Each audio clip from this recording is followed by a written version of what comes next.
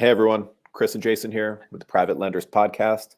Thank you for tuning in. As always, sponsored by hardmoneymastermind.com, our community of private and hard money lenders.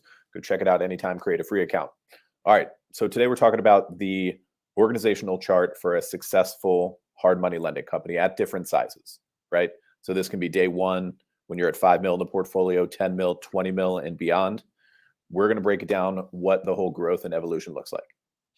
So I think it's funny, after talking to a lot of different private lenders and hard money lenders, big and small, everyone's brains work differently, and they're not, a common question is like, what's the first hire? Because they're like, they kind of want to be here, they want to be here, they want to do front end stuff, back end stuff, sales, accounting, and it's hard for them to wrap their brain around it. And then others that have kind of a full built out structure, I've realized they set theirs up a little bit different. So full disclosure, there's no right or wrong way to set up your org chart. We're going to kind of go through what we do internally and what we believe is kind of the best fit. But take bits and pieces of it and figure out what's what. Now, just like any other organizational chart, the best way to do it is to be like, in essence, create dozens of positions, lots of positions. And in essence, the way an organizational chart works is, who's responsible or who's going to do what. And in essence, if you're the one owner operator, or if it's you and a partner, you guys are going to be doing everything, right? So literally just attach your name to each job description or each thing. And we're going to, break down exactly how kind of ours is set up internally. But I remember when we set this up, years ago, 15, 16 years ago, when we were starting, like, it was built out pretty darn detailed. And in essence, it was like, cool, I'm doing half of this and Chris is doing half of this. And like, let's figure out what's what. And not to say that some things don't overlap, but like, ideally you want to have one point of contact and one person that's overlapped. And, I think it's really hard for lenders to wrap their brain around who should do what, like who should process a payoff statement, what department's that under, who's processing payments on a regular basis, who's doing post closings, who's talking to people, because, you can start with the end in mind, but then when you get back down to reality, like, and you're hiring your first person, like, it's hard to hire a first person inside an organization that's just going to be like one department or one kind of job role, because number one, the budget may make that challenging, but also more importantly, like, if you're only doing like 20 deals, if you only have 20 deals, like, you don't need a full-time, accountant or bookkeeper or loan processor, right? Like, they have to overlap in different things. And that's why it is challenging, because different roles, as we all know, fit different personality types, right? You're not going to take a C personality type that might be great on the back end and great for bookkeeping and accounting and attention to detail and put them in a sales role, right? They'll cringe. They can't do that. They can't be front facing sometimes with borrowers, or they'll like, they won't do it. They won't come to work. And on the other side, you're not going to take a sales guy or girl that loves talking to people and building networks and going out to meetup groups and doing biz dev and put them in front of doing data entry on QuickBooks. They'll kill themselves. So you got to take that into consideration. But the way that ours is set up, and utilize this for what it is, because we have about $50 million deployed, and we could do more with the same team in place. We don't have a huge team in place to begin with. We could do more. And I think that each role hits their skill sets accordingly. So, again, we try not to have hierarchy inside our operation. Like, we don't love that. We love that we kind of look at it as everything's kind of equal in a flat line. But, if you're kind of thinking through this, in essence, like, Chris and myself are both, the co-founders of the business. You can call us principals of the business. We never really utilize the C-level job descriptions, but like, that's just what it, we're both, in essence, owners and principals of the company.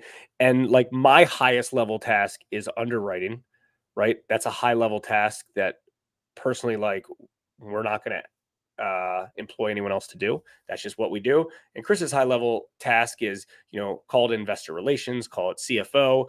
Like, that's another task that potentially we're not, or another role, I would say, is that safe to say that we're probably not going to outsource Yes. anything else. We think those are very high level. Right. Yeah, So like the most important stuff we can do, in essence, is what we've kept. And then a couple more things on there, like we, manage default scenarios, and we also market the business, both of us. And so when you combine just those few things right there, that's what we've always retained as our role, as what we see as the most important jobs in the company, right? You want to back up a little bit and yep. thinking about the day one whiteboard and I know we've done this a couple times over the years, but the day one whiteboard of what all the roles are, even though you and I did them all between the two of Yep. us because we hadn't hired anyone. But what would you say, just to give a quick rundown of what those roles are inside the business? Yep, I got them in front of me right now.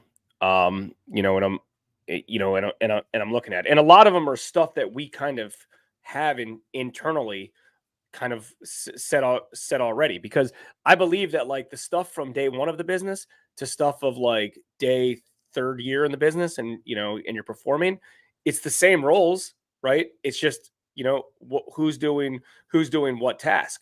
So like for instance, we have a controller in our operation. The controller's job is to manage our loan, like our loan servicing, right? We use the mortgage office, right? It's a very, it's a very common servicing software. Her entire job is to be inside the mortgage office. In essence, she has 3 tabs on her computer, or 3 pieces of websites that she goes to, and it's the mortgage office, our bank account, and her email. And really, that's all she needs in that. So anything inside the mortgage office, she's doing. Anything related to loans, she's doing. Let's spit out some of those things. Post closings, when a loan comes back from the title company, she's inputting it so we can start servicing loan. Payoff statements, processing ACH requests, processing payments, doing lender reports. She's doing everything that's doing it. And that's draws. Construction draws, the processing of construction draws. So again, not to say that other folks inside our office don't have access to the mortgage office, but she is doing pretty much exclusively all the keystrokes inside the mortgage office. So that's the way that's kind of set up. Again, day one, that was something that potentially, Chris was involved in when we didn't have anybody set up. But like, I truly believe, and this is just my opinion. Chris might have another opinion, and I think a lot of listeners and other hard money lenders might have other opinions. I think that's a very good first hire, is that personality type on the back end to, in essence, do all of the keystrokes. So that stuff's all kind of in place. Now, that being said, that's not meaning that we don't make business decisions or look at some of that stuff and double check stuff. When payoff statements come out, they get CC'd to us. We look at them all that way. When what's it called? When ACH pulls, when we do bulk nacho files for all of our borrowers, the 1st, the 5th, or the 15th of the month, we approve those. Like there's still QC in place, but in essence, we approve every transaction. Yeah, they're doing the keystrokes.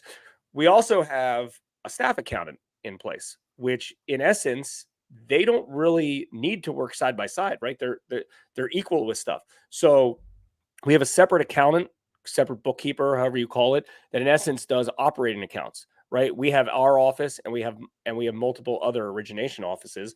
And we also are involved in other businesses. And I think a lot of hard money lenders, especially when they're getting into hard money, might have a few different businesses that they manage. So we have one staff accountant that does all that. They do payroll, they do 401k contributions, they do bank recs and everything kind of on the banking side related to the origination fees of our business. One of the big roles we have inside our office is, we actually, it's called a portfolio manager, but she was actually promoted to a COO because we actually did feel that if there was anyone who should have a C-level role in our business, it was her, because, she could handle a lot more responsibilities. But a portfolio manager, in essence, is like a processor processing loans. So in essence, a loan is ready to go. They make their, PayPal or their payment for their inspection or their appraisal fee. She starts collecting all the documents that aren't in. She's working with the title company. She's working with the insurance company. She's working with the borrower. She's working with our attorneys to do loan docs. And in essence, processing everything from start to finish to get that loan to the closing table. Since she's also front facing with the borrowers, she helps with ordering construction draws and working with our construction inspectors in order to get our property inspectors to get that in place. So everything kind of internally on a loan after the loan is ready to proceed, meaning like it's in processing, ready to go before closing, she's involved in. So again, take part of these tidbits like of these higher level people that we have in our organization and figure out kind of how to mold that inside your channel. We also have a full-time property inspector that does upfront valuations for us. He goes out to the properties to do upfront inspections and on a regular basis to do construction draws. Until you have a certain amount of loan volume, you're just not going to be able to absorb that. But after you do enough of them, it covers itself with costs. You can, one off that, before that. So that's the core of our business. And then I'm going to tell you like outside of our core a little bit. So that's like operational stuff. That's probably the best way to say it. On the other side of it, we have our partners in our other offices and our loan originators. So in essence, we have, 2 internal loan originators, one including myself, because I also originate a book of business. And we have 3 partners that have ownership interest in their offices, in their book of business. And 90% of their day is generating business and underwriting their deals, right? So they're originating and underwriting kind of simultaneously. Our portfolio manager is still processing their loans, but they're out there finding deals. They have a vested interest in the good and the bad of those deals, right? Like they're partners. They're not like 1099 or sales reps that get paid a commission. They're a partner in the deal. They're putting up capital inside these deals as well as a co-lender, just like any other co-lender. So they have a vested interest in the good or the bad. If we make $6,000 on an origination fee, they're getting split up with that. They get, part of that. If we take a loss on a transaction, knock on wood, that doesn't happen, whatever their percentage ownership is of that office, it's coming out of their pocket as well. So that's kind of a good way to do it. And that's been very high leverage for us as an operation. Again, that's not going to happen overnight, but it's kind of a way to, it's a way to do things and not, instead of just having loan officers and things like that internally, it's just the way that we have it set up. So that's kind of one side. The other side is we have a book of virtual assistants inside our organizational chart. We've dabbled with everything. We've had in-house marketing where we actually had like marketing managers internally. We've had agencies that we've worked with. Currently at the moment, a lot of the stuff that we're doing is through virtual assistants, videographers, graphic designers, social media managers, ads managers, SEO people. Like that's been kind of the best way. And then we do have some people that kind of manage them as well, like freelancers to help manage some of the other folks. And that's just what we're doing at that point. But, some of these folks have been around. One of our graphic designers, like we've been paying $250 every 2 weeks for probably 15 years. And in essence, gives us access to graphic design at Hawk whenever we need it, right? Some months or some days or some weeks, we might not have a lot of stuff. Sometimes, and they also do that person also does web development and does some other stuff. Sometimes we have major stuff that we need him to do. Sometimes he has nothing for us to be doing. So they're outsourced, typically out of the country virtual assistants. So that's kind of the way that we have it internally. I don't think I'm missing anything. Like we don't have executive assistants. We don't have, I'm looking at one of our original organizational charts as I talk. At one point we had a real estate trainer inside our office that in essence was like head of education to help us with stuff. But again, like Chris kind of mentioned, like we're owner operators. Like we're owner operators of this business. I don't see how we could ever own this business with our own capital and our investor capital on the line without operating it.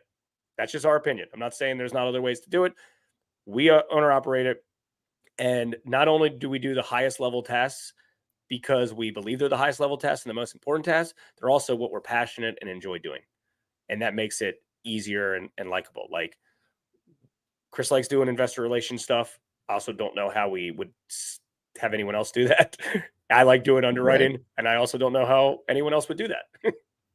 Yeah, I mean, there's capital on the line. There's money on the line, both ours and investor capital. So maintaining, like keeping those roles, we've always felt is very important. And to be honest, like we've seen some people over the years, competitors and such, kind of do it the wrong way and hire out a full staff to run every part of the operation, and that really increases the level of risk. And we're trying to be in a business that's very low risk, which we should be as a first mortgage lender, right? Little tangent. Let's see. I know that a lot of people like working with the people that we have in the inner circle, and we just had an awesome meeting last week in Nashville, and a lot of this stuff was covered. I know that a lot of people's goal when they first get in the business and start growing, both with their money, investor capital, what have you, is that 10 million mark. That 10 million mark, maybe 50 loans outstanding, is a great first milestone that a lot of people are shooting for. What do you think the org chart should look like? Or just we know all the roles that are going to go into it, but how many people do you think is required at that 10 mil mark, 50 loans outstanding? How many employees inside the, inside the operation? One employee. So the owner plus one employee? Yeah, maybe two if you're a single operator. But I truly believe that 1 to 2, right? And one of them, I truly believe that like the bookkeeper should be doing controller, the person running the servicing of the loans should be one of the main hires. But see, here's the other thing. It also depends on your personality type. If you don't like to sell, you're going to need a sales guy, right? And if you don't want to talk to borrowers up front and you want to do other things, like that makes it more complicated. But like, I truly believe that the highest level job at the beginning should be selling and getting on the phone and just talking to people. Origination, processing, and underwriting all overlap. It's one process. It can happen simultaneously through scripting and through documenting the paperwork. And there's no better way to do it yourself. There's no better way to learn it than do it yourself. Our biggest, Terry, who's our portfolio manager / COO, that was my biggest, that was one of our biggest and best hires, but it was also the scariest for me because it went from me originating, processing, underwriting to me just kind of originating or someone else originating, me underwriting, and then her processing the files. And I thought I was going to lose touch with those deals. And I thought that like I wasn't going to be able to, have enough, involvement on them, which as, not as a bad thing, but like as a detriment. I was nervous about it because I was scared that I wouldn't know everything about every file inside and out. And I realized I can still put some QC in place that only takes me a few minutes per file to accomplish the same things. But like when you're touching those files and like you're going to the property, you're meeting the borrower, you're you're talking to them on the front end, you're collecting their insurance, you're communicating with the title company. Trust me that every freaking detail of that transaction, every detail. I could tell you everything about every loan that we did in and out for the first several years of the business. Every loan that we did, right? Like year 1, we did 20 something. Year 2, we did 50 something deals. Year 3, we did 100 something deals. Like I could tell you everything, what the primary residence address was of these borrowers, not even the subject property, everything, because I was involved in every aspect of the deal. And when you're starting out and you're not really sure what you're doing, you spend a lot of time, sometimes wasted time, on unnecessary things because you don't know and you're learning from it. So like the best way to learn is go out there, talk to as many people as possible. So I think that's like the highest level thing to be doing on the front end. And we have friends in the mastermind group and people that, we've helped, other lenders we've helped with. And it's pretty, proud of them that they're doing it the right way. And they're waiting until they're literally like desperate before they're taking on staff. Like they're in the weeds completely. And then all of a sudden it's like, cool. Well, like some people are scared, I think, to hire a servicer or like an accountant because they're like, well, I don't want them touching my money. What was if they make mistakes and things like that? Well, you still put QC in place, quality control in place to make sure that doesn't happen.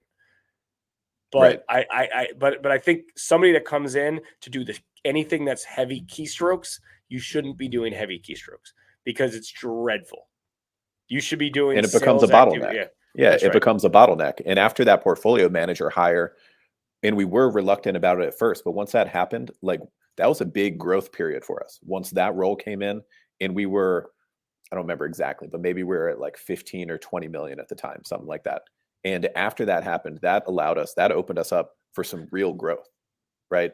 Um, Before we finish up here, I want to tell one story and hopefully give people some good advice on hire number one, position number one, because I had this conversation with one of the inner circle members when we were in Nashville.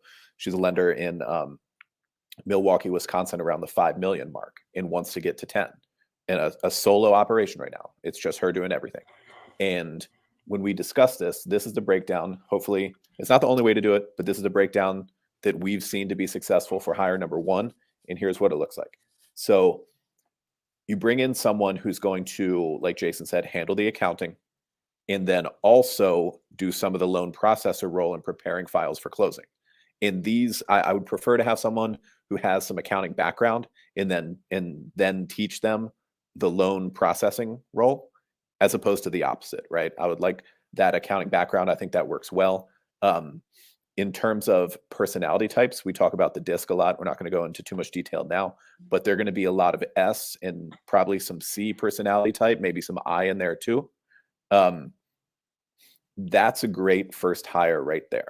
And taking those responsibilities off of the owner's plate is going to free them up a lot to do more deals and raise more capital and really put you on that trajectory from 5 mil to 10 mil.